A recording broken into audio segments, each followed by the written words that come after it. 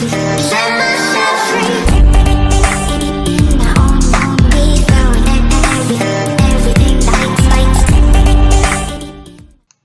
Hey, what is going on, guys? This is DJ Clan Smasher, and today we have somebody special here. It's going to be TT, who's joined Elite Gaming, came in from Bada Bing Clan. So welcome, TT. Hey, thanks for having me, DJ.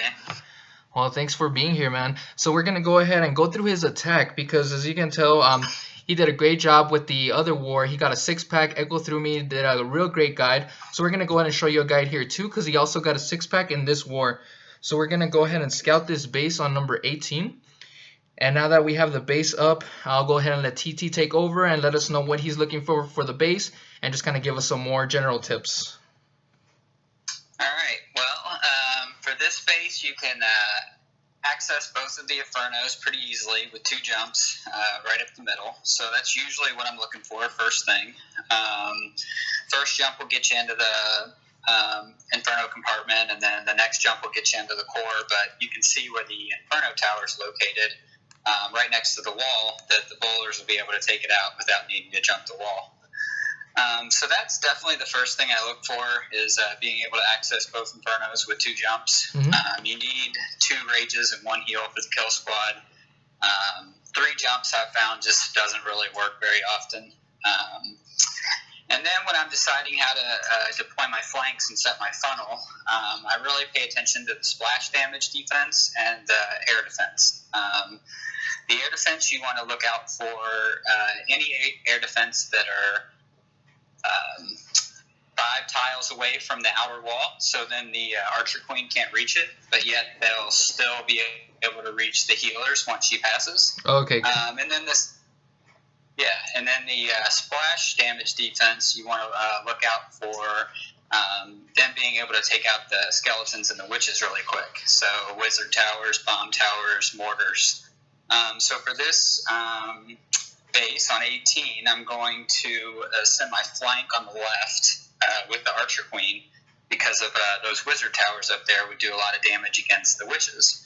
And then on the bottom, that's where I'll send my witches and bowler flank, because that 1 wizard tower is an issue, but 1 versus 3, pretty obvious.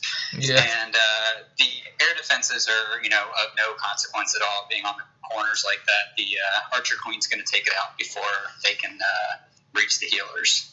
So if you want to play it, okay, we can watch it and talk a little bit about it. Sounds good. So we're going to go ahead and count down. 3, 2, 1. Alright, so I always start with my Archer Queen first. She's a little bit slower to set the funnel than the witches.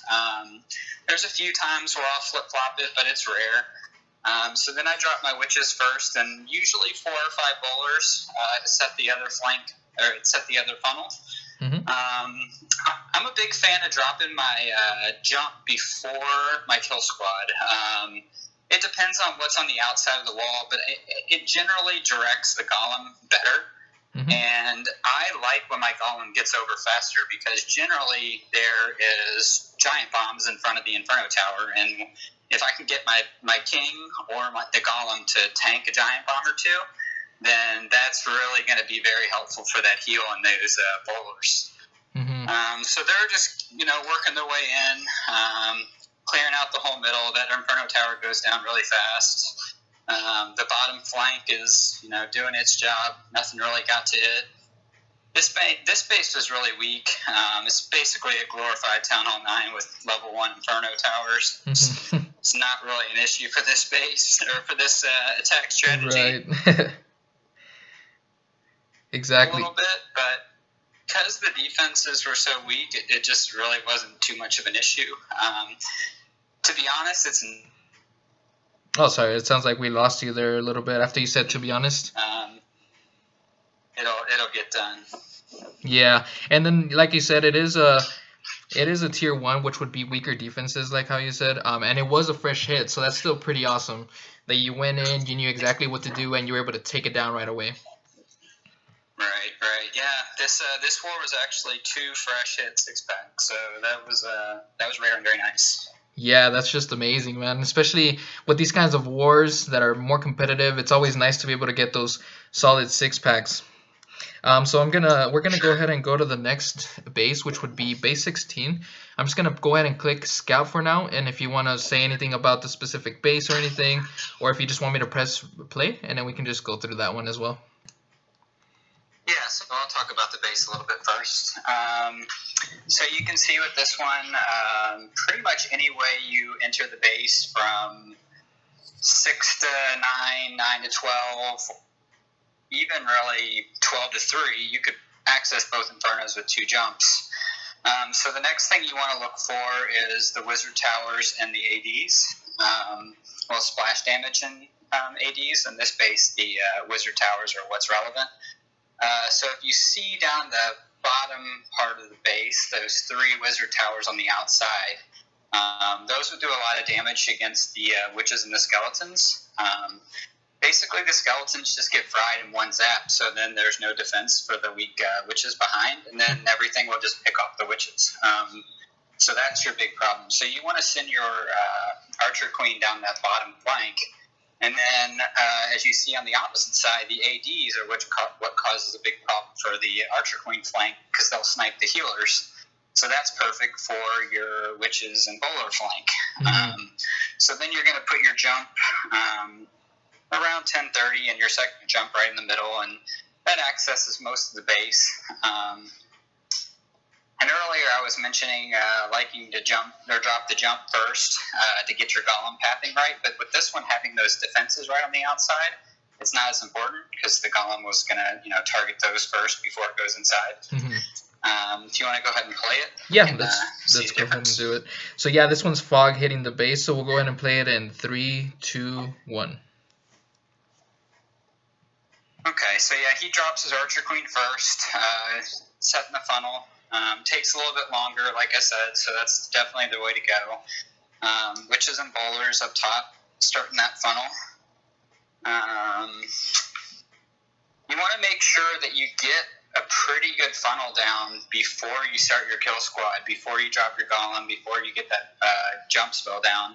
Because if you get too many bowlers walking around with the Archer Queen or with the other flank and not enough in the core, mm-hmm. your core is really going to suffer.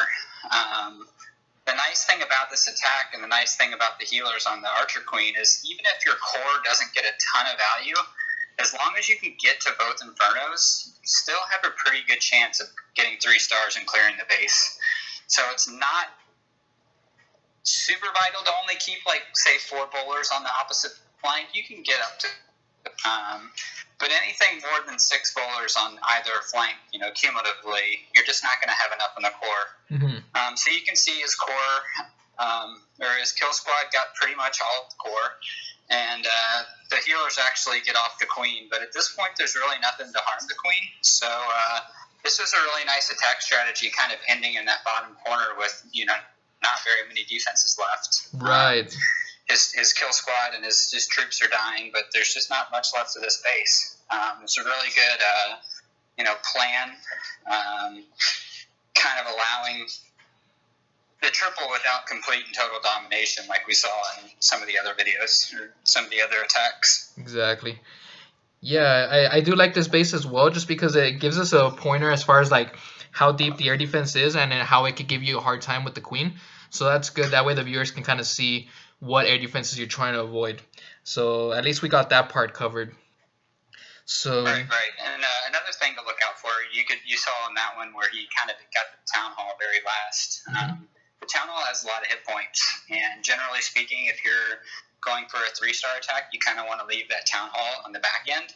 Mm-hmm. It usually helps set the funnel a little bit better. Sometimes you'll, if you attack on the town hall side, that town hall takes a little bit too long to go down, and so a lot of your kill squad troops will gravitate towards the town hall and then walk. Gotcha. So this was definitely a 3-star attempt. He left the town hall for the end, and he got there. This could have been, say, a 97% 1-star attack. Going for that strategy. So if you're going for a safe 2-star with a possible 3, you might flip it. But so that's kind of what we're going to see in the next video. Okay, perfect. So now we're going to go ahead and move to 14. I'll go ahead and press Scout for now. That way you can go ahead and talk about the base if you want to, but if not, we can just press play and go from there. Yeah, I'll talk about it a little bit. Okay. So like I was saying on the last one, the town hall on this base is the side in which I'm going to attack. This was late in the war. We were out of scouts. We had, I think, 2 or 3 Town Hall 10s left with 2 Town Hall 11 hits and 1 Town Hall 10. So it was fresh, and we had to get 2 stars on it. So I kind of took a more conservative route, dropped the kill squad on the Town Hall side to make sure I get the 2-star. The spaced out infernos are another thing that I'm not necessarily looking for. I usually like to pick a base in which I can access both infernos with the jump spell. You don't have to be in the inferno compartment, but you at least need those bowlers to be able to take out the inferno.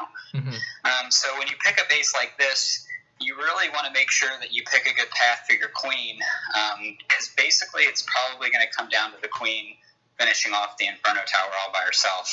Mm-hmm. When that kill squad gets locked up in the middle and they can't get to the inferno tower, there's just really no hope for them to be able to take it out.